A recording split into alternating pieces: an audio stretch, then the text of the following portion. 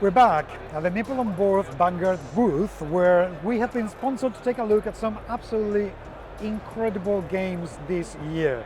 So stay put because we have some absolute crackers. Welcome to So Play Wheel at Spiel 2025.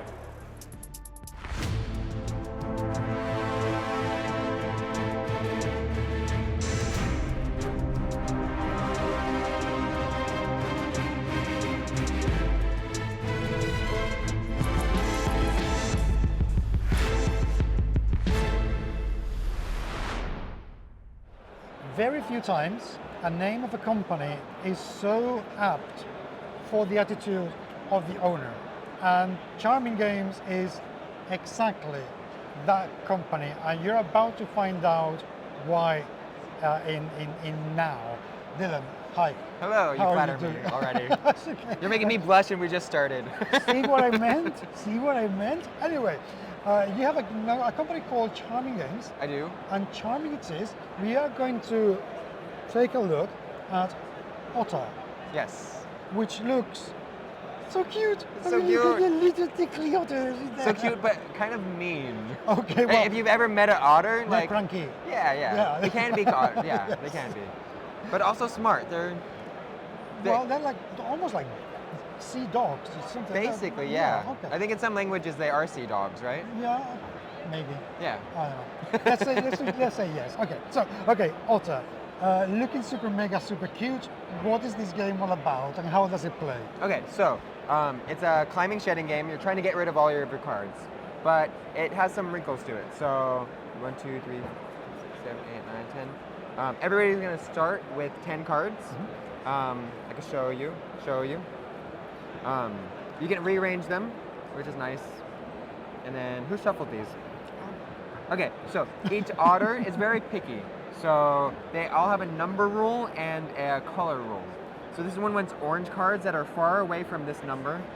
This one wants even numbers that are blue. This one wants numbers that are lower than 12 and green. Okay. So I don't have any green cards. I have some orange cards. So far away from 6 is okay. So I can choose this otter to play on this turn. So let's say I play a 1. Because I met both rules, I can play again. So maybe I play a 6, and then a 13, and then a 9, and then a 4. And then if I match one rule, my turn is over. So playing 9, my turn is done. Okay. And then we keep going around until somebody runs out of their cards. And then everybody draws back up to 10. The person who ran out gets a lucky stone, which is the most precious gift an otter can give. That's true. And whoever gets rid of their cards twice is the winner. Okay, so why is this game mean? Because it sounds like a pretty... So, I just had a good turn right now, right? Okay. So I just played 6 cards. That was really, really nice. Okay. But imagine I get down to 1 card. I'm like, oh, I'm going to win next turn. Somebody else maybe has 5 cards. So they were waiting, and they're going to play all their cards. We all draw back up to 10, but only the person who has the 0 wins the stone. And you keep the cards that you didn't play in your hand. So you're incentivized to not play well. You're going to play the little things first, and then your last thing is going to be big. Or you choose, I think their hand is not as good as mine, I'm going to play. So there's a little bit of poker elements to it, and a lot of like reading the room and reading the hands to see what's going on.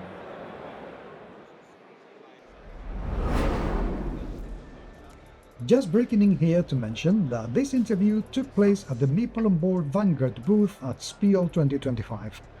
Meeple on Board Vanguard is the leading licensing agency for board games and role-playing games.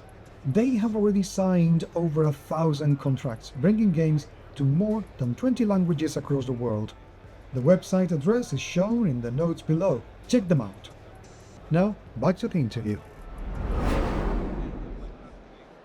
One more wrinkle. Okay. So let's say I play.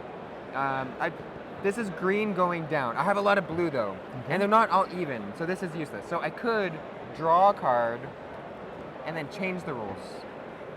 Okay. Or I could flip these over.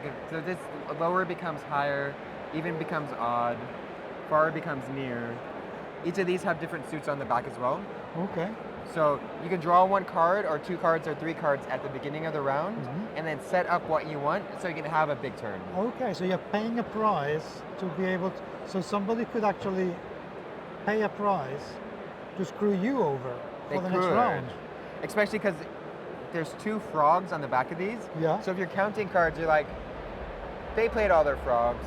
They played all their frogs. Let's have some frogs. Let's have some frogs.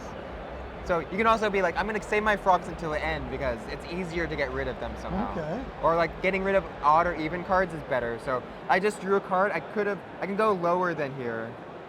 So 11, 10, 9, 5. But I can't play this one. If I had lower than 5, I would have just won. But now I have to wait another round. So I just played my big things. Was that a good move? Now I have one card. Are you gonna be the mean otter? I will always be the mean otter. Of course. That's me. It came out like factory settings like that. So, okay. This is so clever. That's what I do. Like, there's a lot of cute games for children, Yeah. and so I started in 2015, and I made a game called Void Mice, and it was really cute and really clever, and there's no market for cute and clever then. It was like cute in games or clever and like beautiful art or like Euro art. I'm not saying Euro art's not beautiful back then, no, but this was before Root. Okay. So before Root, being cute and clever was hard. Yes, true. And then Root and Everdell changed everything. So I was like teaching for a while, then I was doing mobile games for a while, and like still designing games in the background, learning from mistakes. But now it's like the golden age to where we should be able to push out lots and lots of cute, clever games, make people happy, and think at the same time. And actually being a good game, you know, we can get away from the stigma that a cute game is a rubbish game. Right. No, this is actually a very decent game that you can take in Take any it on the road. pocket and just play it anytime. And this is very cool. Where can people buy this? That's a problem. Okay. So we sold out the whole planet. So we took it to Gen Con, sold out 2,000 copies. We took it here, we sold out first morning. We had a Kickstarter, we sold out of all of those with the deluxe editions and the plushies, everything's gone. We're now reprinting in Chinese and English. So we're doing another crowdfunding. It's gonna be the Backer Kit Winter Market, where we can sell games that we already had. Oh, nice. So a lot of people are just getting rid of their stock, so I'll have this in stock for then. I might have it at Tokyo Game Market. Okay. So that's happening next month. And so I live in Shanghai, and I can go to the factory and just be like, "Where's my games?"